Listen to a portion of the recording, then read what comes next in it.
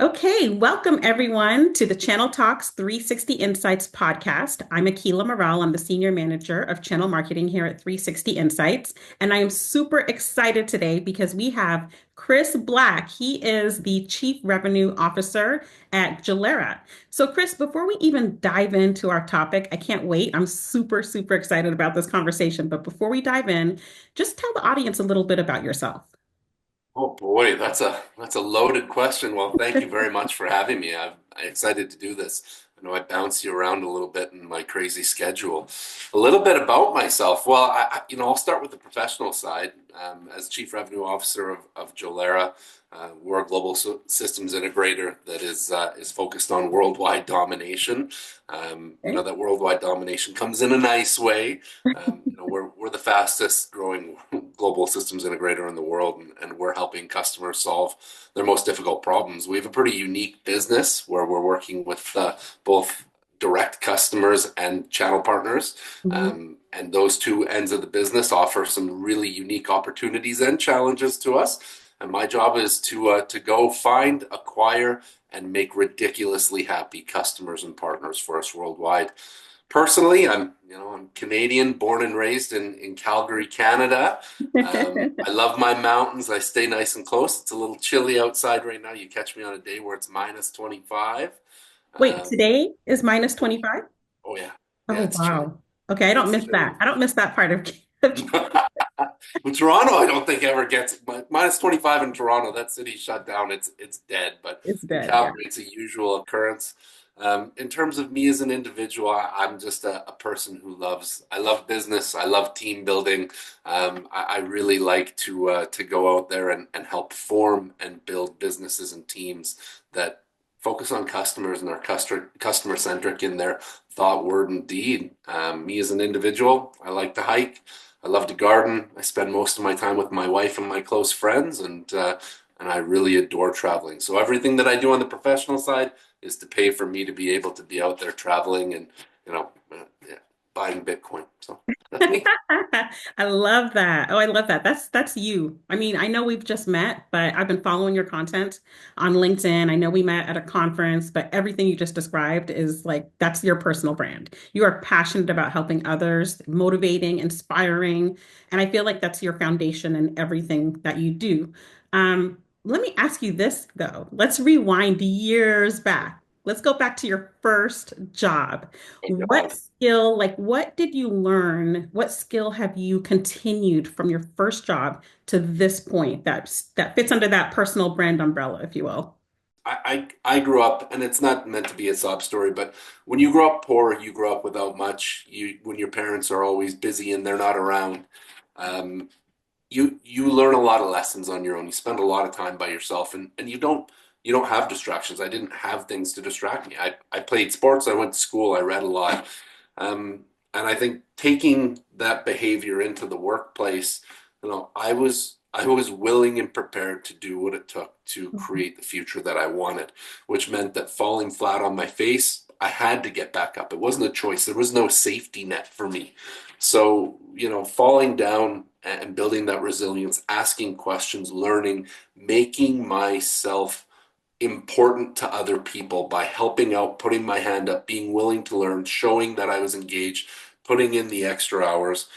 I, I'm not a hustle culture guy who's going to sit here and say you should work 80-hour weeks. I think that's horrific for human beings. Mhm. But there are times where an 80-hour week is required as the exception, not the norm. Mhm. And I think especially when you're young in your career, if you want to develop the behavior, attitudes, discipline, and characteristics that a guy like me now, who's been through the meat grinder and is on the other side, if you want to be somebody that matters to a person like me or to another leader, you've got to put yourself out there and you've got to be willing to fail and build that resilience and that mental toughness. You've got to be willing to do the extras. You've got to be kind, vulnerable, consistent. I mean, Mhm. I sound like the ultimate cliche, but I mean, look at my LinkedIn profile. I believe in Yeah. cliches. They came from sources of truth. And I think if you're honest with yourself about what you want and who you want to be and what you value, and you maintain that day in and day out, I think you can be whatever you want to be, and that's not just some bold statement. That's fact. I'm living proof of it. Right. Um, You can come from the deepest, darkest hole and you can make something of yourself, but it's on you. Nobody's going to hand it to you. Nobody's coming to save you, as my Right. wife used to say. Yeah, I love that. Nobody's coming to save you. You gotta push through. That's such great advice for all of us, for those just entering into their career, and then for us seasoned folks as well, right? We have to. You have to. I'm baffled by the amount of people who will just sit and just wait for things to fall in their lap.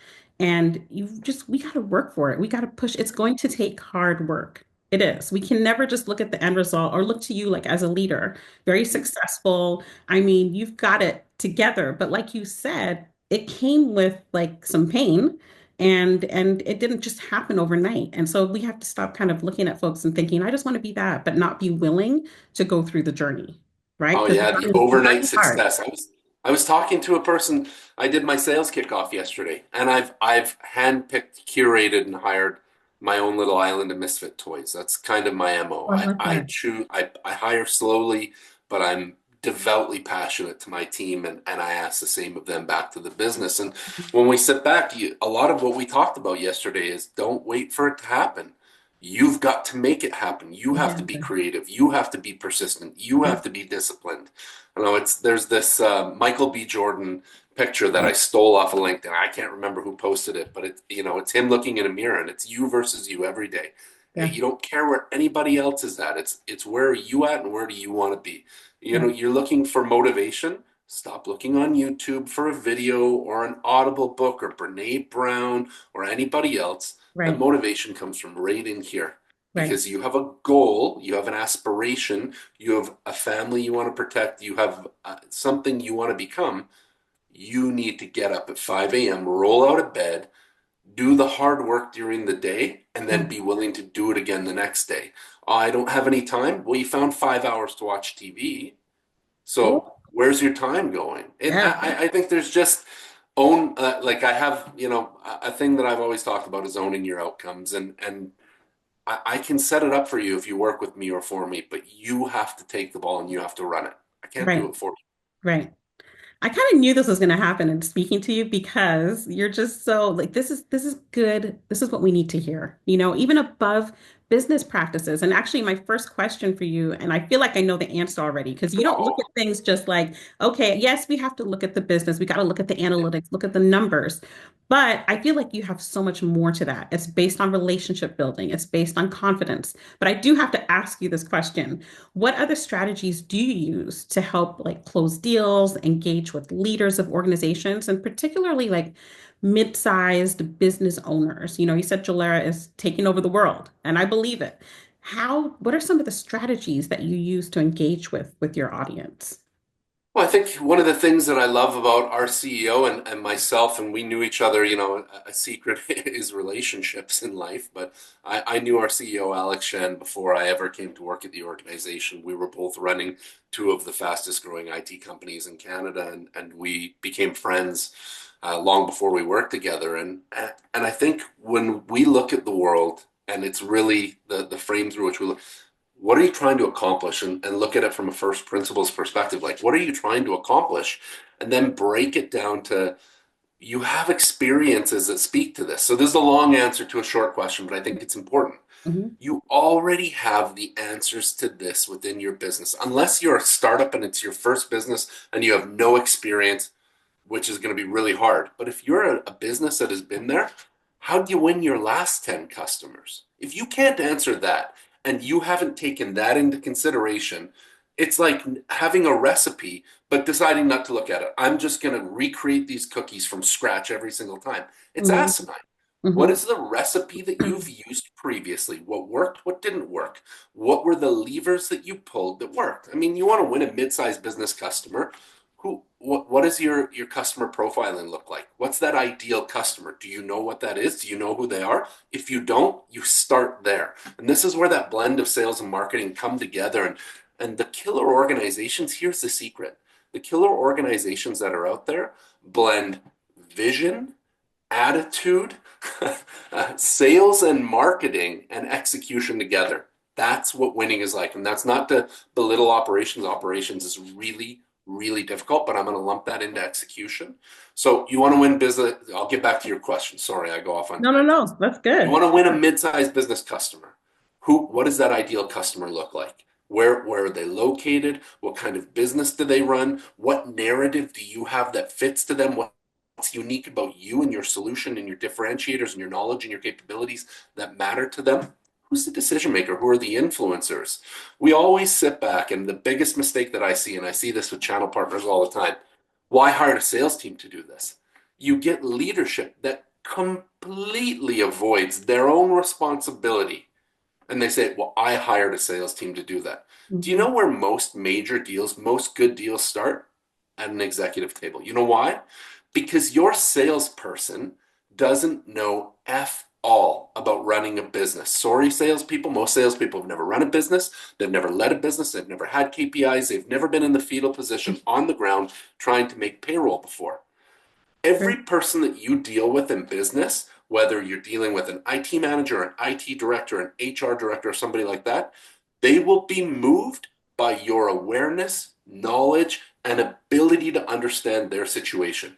The further a gap there is between their needs and your understanding, that's how far you are from a deal. So if your primary customer persona that you're dealing with in a mid-sized company is a business owner or a business leader, who should be the person talking to them? A business owner or a business leader. Right. Why? Because they are the person that closes that gap the fastest and the cleanest. It doesn't mean that a salesperson isn't involved somewhere in the process, but your sales journey should be built based on your customer, not on your convenience, not based on what you have. You don't go and find a recipe and then say, well, I don't have any cinnamon. I guess I'm going to use brown sugar. It's Right. completely different. Right. So who cares what sales apparatus you have? Build your customer journey, build your acquisition plan around your customer. What type of customer is it? Who is the persona you're going to be engaging with? What has the journey been that's been successful for you before so that you have a framework or a guideline? And Mhm. then execute on that, measure it, understand it, and continue to iterate on that. You want to win business? It is about process and discipline. Sales is science. It is not some unique. I've sold literally, and this isn't a brag, or I've been involved in the sales of billions of dollars worth of mid-sized business IT stuff. Mhm. The best sales we've done are scientific. They're based on a process. They're based on a discipline. They're based on constant iteration. None of it is based on me being the most flamboyant person who throws around the money. That never matters. Right. Doesn't matter at all. The scientific process wins every single time. Having people with charisma, vulnerability, personality, and a little bit of likability helps. I love that. And yes, it is a science, but I'm also thinking of your analogy of following a recipe, right? So making sure you know what your end goal is. And to, a lot of times when we think of recipes, a lot of times we see the photo of the end goal, like you see the beautiful cake, you see Yes. the pie. You don't see like necessarily the process, but you better have everything in order if you want that beautiful Absolutely. end result. And I think that's what you're saying with sales. Like you have to know your customer, you have to do your research and work with the people that can help you get there. So it isn't Absolutely. just a sales function. You mentioned marketing, for example. I want to talk a little bit about that because over the years, we've definitely seen the shift, but I'm old enough to know because I'm in marketing. And I think I mentioned to you, my husband is in sales. We worked at the Yeah. same company. And it was always butting heads because Yeah. sales was like, we don't need what you're putting out. And marketing, we're just like, this is beautiful, shiny campaign. Look at this material. You need it. It's going to help you close deals. But we didn't really collaborate. Now we're seeing more collaboration between the two. So talk to me about like a unified approach where sales really should be collaborating with marketing. Well, I think it's interesting because I do fundamentally believe that they're different disciplines altogether. There's a way that marketers think, act, feel that are completely different the way than salespeople think, act, and feel. Mhm. But it's the combination of those two together that create that superpower, that go-to-market superpower. And I've been a part of those same organizations. I was a part of an organization for a long time, and I was the sales leader, and I was a business development manager when I was really young. Thank you very much, guys, for the time and patience that you gave me, by the way, to allow me to sand off those rough edges. Ugh, I needed a lot of work, but when I joined the sales organization, we didn't talk to marketing. It was the pervasive culture. Now, those guys are useless. They don't know what they're talking about. Right. They're disconnected. Well, why are they disconnected? Because they're not given the opportunity to connect. So if you don't bring them in to allow them to hear the voice of the customer, to understand the sales conversations that really resonate, that are relevant, that permeate conversations that equal success and opportunities, marketing never has an opportunity to put the right ammunition in the gun or to even have the right gun to bring to the gunfight. So, my belief, and there's actually, it's funny that you're talking about this busting silos, sorry, Mm-hmm. Busting Silos by the people at Snowflake. Wonderful book on Hmm. this specific topic on bringing together sales and marketing. But, it comes down to me, it comes down to leadership. So many of these things come down to leadership. And it comes down to having a clear, cogent plan around how you're going to bring these groups together. Even though they are different teams that have different focuses, different skill sets, different capabilities, there's different outcomes, they have one goal. It's called revenue. A Right. go-to-market team is about revenue. And this is what, people are like, what's the difference between a CRO and a CMO? CMO's focused purely on marketing. Right. They have knowledge of sales, they have input on sales.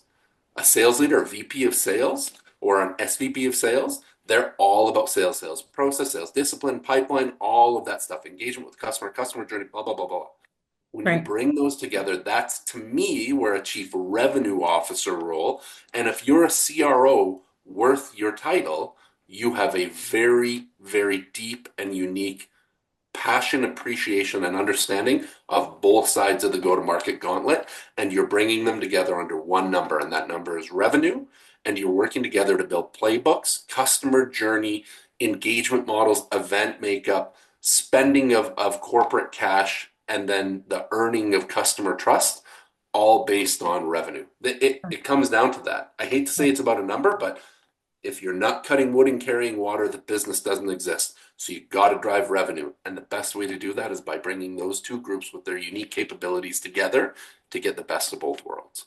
That's great. And so what you're saying really is the leadership, even CROs should set that tone, They right? have to. It That has it to be set starts, by them. it Yeah. starts. And oftentimes, though, we don't see that in organizations because I know we're all focused on a number. I get it. Otherwise, we're out of jobs. But what you're saying is it's a balance. So you have to be, Absolutely. yes, all about the numbers, but you also have to be about bringing the right people together to get to that end result. Again, Hire bringing the right people. together. Right. Akilah, what you're pointing at is this is a deficiency within businesses. Like you can see this in startup right straight through to large businesses. Everybody wants more revenue, so automatically they think sales. Yeah. Automatically. Marketing is a secondary consideration with a secondary budget, with a secondary, but shockingly, when you build a go-to-market plan, marketing plays a primary or clearly supportive role everywhere. Right. But they're given secondary consideration, secondary budget, secondary pay, secondary recruitment priority. Like it's shocking to It me is. that we sit there and do that. And that goes to the CEO level. Most CEOs don't understand marketing. They Right. think they do, they Right. don't. They These don't. are there's lots of things that I can say about this, but if you have most CEOs don't understand marketing. They Mhm. don't value it. They see sales because sales are the bigger, louder, more rambunctious bunch that get all of the credit for a sale, regardless of where that sale came from and how that sale came about. The person at the end that has a contract in hand is the one who gets a pat on the back and the giant paycheck for making it happen. Right. And everybody else gets ignored in the process. Yep. So what automatically happens? People in a CRO position are typically the sales side that have no experience. They have lots of thoughts about marketing, but they have no nuanced understanding of what marketing is. Right. I have seen zero occasions where the CRO is a pure marketing person. Zero. Right. Maybe it exists. I haven't seen it. I've never The, met anyone the with chief that. revenue officer should be the person who is responsible for driving and retaining revenue within an organization. And Yeah. if we're honest about where revenue comes from the sales and marketing functions of the organization. When you bring those together under one roof, bringing those unique capabilities with one number, one set of measurements, that's when you're going to see the most upside and the biggest wins. Absolutely. You have all the marketers right now just cheering. I'm just beaming. I have to contain it because we You'd be don't have these shocked. kinds of conversations. And we go to we attend these kickoffs, SKOs, Yeah. and how do I say this? So I've attended, but it's always from a planning perspective. I'm in marketing, remember. So I'm in Yeah. charge of getting the decks together. It's the logistics. And when I would attend these events, I'm thinking, why isn't marketing represented here? We're Yeah. missing it. Where is Yeah. marketing in these SKOs? And so that's something that's near and dear to me. I strongly and firmly believe marketing should have a seat at the table at these SKOs. We're talking about go-to-market plans. We're gone. We're obsolete. We're just there to book hotel rooms and just thinking logistics and never thinking strategy. Yeah. No, So I feel for you. I honestly do, and I think this is going to continue. It's going to continue for a little while now. And yeah, unfortunately, marketing is getting hit with the ugly stick that both sales and marketing should be getting hit with right now, where everybody's the death of marketing because of AI. right, There's elements of AI that are going to be taking up everybody's jobs, bits and pieces of everybody's jobs. It's those who know how to utilize that sword or shield of AI that are going to be the best. But it doesn't get rid of the fact that, and I agree with you, you do a sales kickoff. How are we going to build our brand for awareness and recognition in the marketplace? How do we prime the market for the sales engagement that's going to happen? And by the way, when sales engages, they're going to be engaging with content and our 24-hour salespeople, which are our website and our social media presence, which is all marketing, by the way. right, You know, that marketing isn't represented on the stage. And I get it. There's only so much time in a sales kickoff. But when you right. do a yearly kickoff, whoever the leader is that's out there, for us, it's me, for better Mhm, or for worse. mhm, Um, as the CRO, my job is to represent both. And I talk about it as a go to market function with specific disciplines, behaviors, engagements, outcome oriented activities inside of that. But sales and marketing are blended together. There should be no difference between them when we're talking about the overall strategy. It right. comes down to the tactics and the roles that people play on the team. Right. Absolutely. I appreciate that. And so when we talk about, the analyst, so we've talked a lot, actually. We've covered quite a bit. I want to ask you, when we think of marketing, we haven't even touched the digital marketing, the digital strategy at all. But can you come at it from a point of from a perspective of a salesperson? And like I said, I follow your content on LinkedIn specifically. How much does that play in a role of developing and creating relationships? And how is that, do you see it tied to the bottom line? All of your efforts online, your social media presence, does that connect for you? Like, what's the goal? I guess if we're really honest with ourselves, you have to be honest about attribution and where what we're trying to accomplish. If what you're trying to accomplish on LinkedIn is to sell directly, and they're going to be, I'm going to say a lot of triggering things for people, and I'm sure I'm going to get a lot of messages on LinkedIn with a little bit of hate here. But if you're trying to sell directly on LinkedIn, especially in any, and I can only speak to my business. We're not B2C, we're B2B. We're doing complex solution based sales at global scale. Like I'm speaking to my book of business right now. When we're trying to sell, it's never going to be on LinkedIn. Nobody's going to say, "Hey, Chris, I loved your content on attitude and happiness. I want to buy stuff from you." They're not going to do that. But what they're going to do is they're going to get a feel from the way that I roll as an individual, and I represent my brand of Chris Black and my brand of Jolera. They're going to see Jolera's content. They're going to see the team that I have working with me, our CEO, everybody at our organization who gets involved in social media.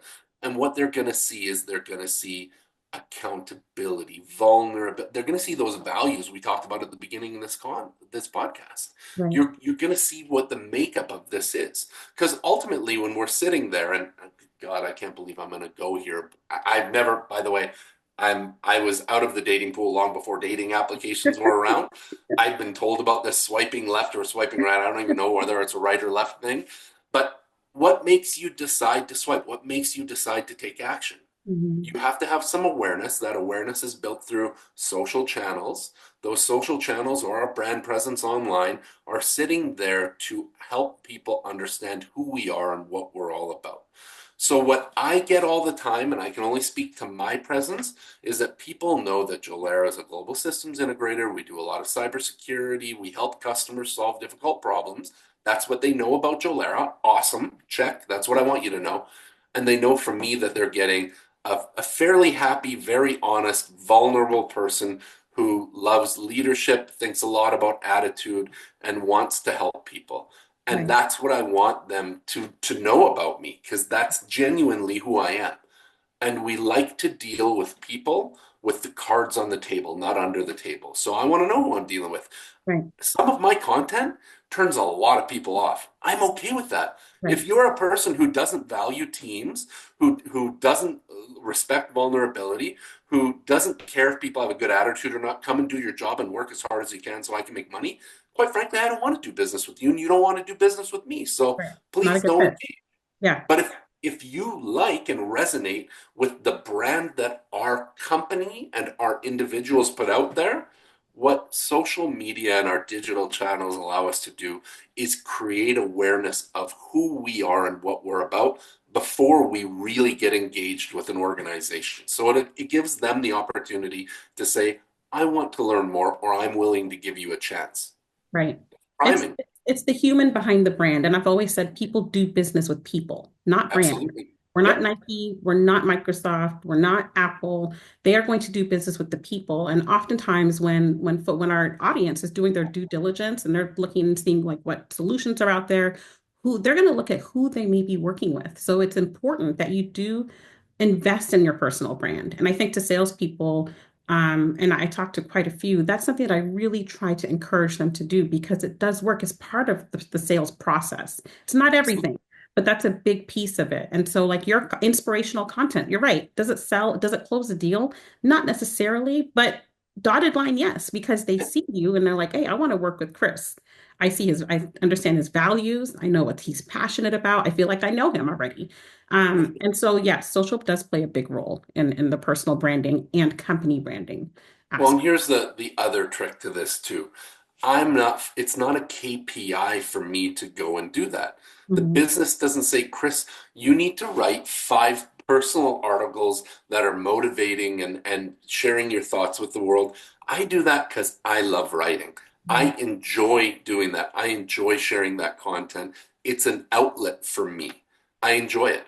I right, also do every single day of the week, I do content for Jolera. I do that because is it a KPI? No, but I know how powerful and important it is for us to get our messaging and share our stories is. So for me, as the person who's going to be dictating to my team, you need to be online, you need to be engaging, you need to build brand and trust and do all of these things.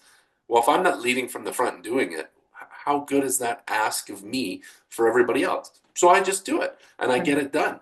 right, Do every Saturday morning, do I really feel like I need to figure out what's another one of our customer stories from our 1,500 customers? What's a customer story that I can pull out and I can simplify and I can do this? I got to tell you, there's some Saturday mornings where I hear the Arsenal is playing on TV. I right, want to be watching football. I don't want to be doing this, but right. I get it done because it matters to me. It matters to our business, and if you don't prioritize it, it doesn't get done. Yeah, absolutely.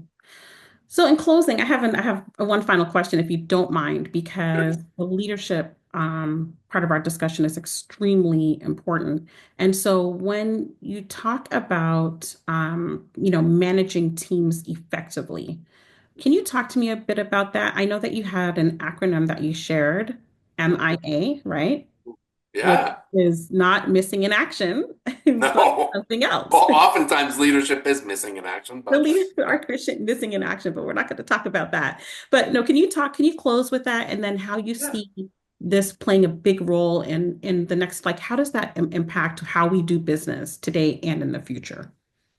Well, funny enough, and again, this isn't a selfish plug, but I just actually got my first 2 manuscripts for my books through my editor, which was a painful process, by the way. It hurts. Writing the book, I thought was the hard part.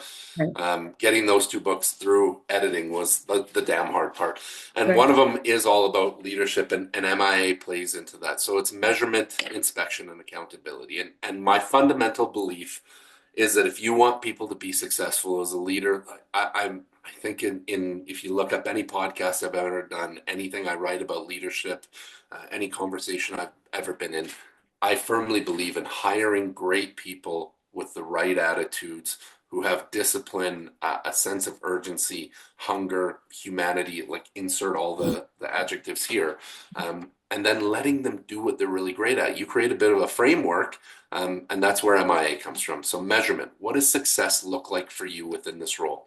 What will you define as successful for them? And then put it down on paper and make sure it's communicated properly. You know, insert individual here. Here's what success looks like for you. We hired you for this role. Here are the activities that we expect. These are the values we expect in which you're going to carry them out. And here's the results that we want to see. Yeah. That's how we're going to measure success here. Inspection, this is how we're going to look at that. This is what I'm expecting you to do to report back on your activities and your engagement back to the organization. We're going to expect it on this frequency. So we're going to have a monthly portfolio review or whatever your rhythm is within your business. And then accountability looks like this. If you're not following through with your part of the job, accountability is on both of us. If you're struggling, I'm accountable to helping you figure it out. Maybe you need more support. Maybe you need more time from me. Maybe you need a little bit more training. Maybe you need a better customer list. Maybe you need something. My job is to facilitate what I can within reason to help make you successful. I'm not going to do your job for you, but I'm going to give you the tools that you need to do it. And if it's you who's not stepping up to the plate, investing the time, the energy, the effort, you're not showing me that you're being measured, resilient, disciplined, et cetera, accountability looks like this. And it has that more negative take. I avoid the negative stuff as long as I possibly can, but I believe in firm but fair. So if people know the rules of the game and what success looks like, if they know how you're going to be adjudicating that and inspecting it and sitting down and holding them accountable for it, I think people will be outwardly successful. Where most leaders fall down is that they put people in roles, they throw in, and we're talking about sales. So here's an arbitrary quota that we pulled out of the nether. It's simply based on we want to grow by 30%. So you've been hired. We're going to give you 30% of the number that we hit last year. We're going to completely forget the fact that you're new to this business, you're new to this region. We expect you to have a Rolodex and some magical capability to Right. snap your fingers and make sales happen. And if you don't hit that quota, we're probably going to put you on some sort of program or we're going to fire you within 3 months. Right. I think that is the most short-sighted. There's a reason why employees are jaded, especially in sales. Right. They're jaded because organizations have shown no foresight, they've shown no loyalty, they've given very few tools. Not every organization, but I see this so often. You think that salespeople are going to be this magical panacea that are going to come in and be able to give you these massive results without doing any of the work. Your numbers are also science. So when you go back, what did it take to actually accumulate these numbers? What does the customer journey look like? What's your average sales timeline look like? What is the branding and awareness? How many leads come from other sources? There's so many different permutations to this. Right. Right. But ultimately, leadership is about making sure that you have achievable objectives and that they're going to be measurable and that you make it clear on how you're going to inspect it and you're going to be accountable to your team and to the outcomes along with the individual that's supposed to be carrying out the work. When you put that in place, you tend to succeed. When you don't, you are leaving it up for hope, and hope is not a strategy. How do we end? I mean, you just mic drop. Hope is not a strategy. Boom. Hope is not a strategy. That's so good. Okay, I'm gonna put you on the spot because you have so much wisdom, and I want you to share real quick, whether it's a quote that you've heard or a word that you want to share with the Ooh. leaders who are listening, something inspirational that we want to leave this podcast discussion with well, it's been a positive discussion anyway, but what's a word that you would want to speak into the lives of other leaders who are listening today? A word that I want to speak in. Um, this is a hard one because there's so No. many of them. I would say transform, and my personal belief is that we're transforming. all of the time. If you're not growing and changing, you're dying. And that's just, I hate to be as finite as that. It's kind of resonating right now when you ask this because I did our kickoff yesterday, and transform was one of the really the key elements of this. And you know, as individuals, we have to accept the fact that what got us here isn't going to get us where we want to go. And we should have some sort of idea of where we want to get, what success looks like in our personal lives, in our business lives. And we have to transform to get there. The activities, the behaviors, the skill sets, the knowledge. And I hear from so many people, and it's such a short-sighted, simple thing. I'm not a reader. So you don't like to learn? No, no, I like to learn through experience. That's I'm sorry, that is the stupidest thing I've ever heard in my life. Mhm. You have an opportunity to learn by reading, whether you're a vocal learner and you can listen to Audible or YouTubes or podcasts, or whether you can sit down with a book and read 10 pages a day. You have the opportunity to learn from other people who are challenging areas that you'll never get to experience, no matter what you do. Right. They're dealing at a different scale in different regions. You're able to take thousands of years of knowledge and history and human nature and psychology, and you're able to incorporate that into your thinking, but you're not a reader. If you're not transforming yourself the way you think, if you're not open to changing your mind on your embedded thoughts, if you're not reasonable to take in new data and potentially change your mind and do things a little bit differently, you're going to lose. Mm. If you think that OpenAI and ChatGPT is going to solve all your problems, it's not, because there's somebody else who's hungrier, more willing to sit there and prompt it differently, who's going to beat you. You got to transform. And if that means waking up earlier in the morning, perfect. If that means sleeping in because you hate waking up early, sleep in. Mhm. If I can share one secret, Akilah, I know you're not asking for it, but the secret to success in any business, in any role, it's outcomes. It's not the person who shows up at 9 a.m. and is there exactly until 5 and is always at their desk and never misses a deadline. You can miss as many deadlines as you want. You can show up as late as you want. You can leave as early as you want.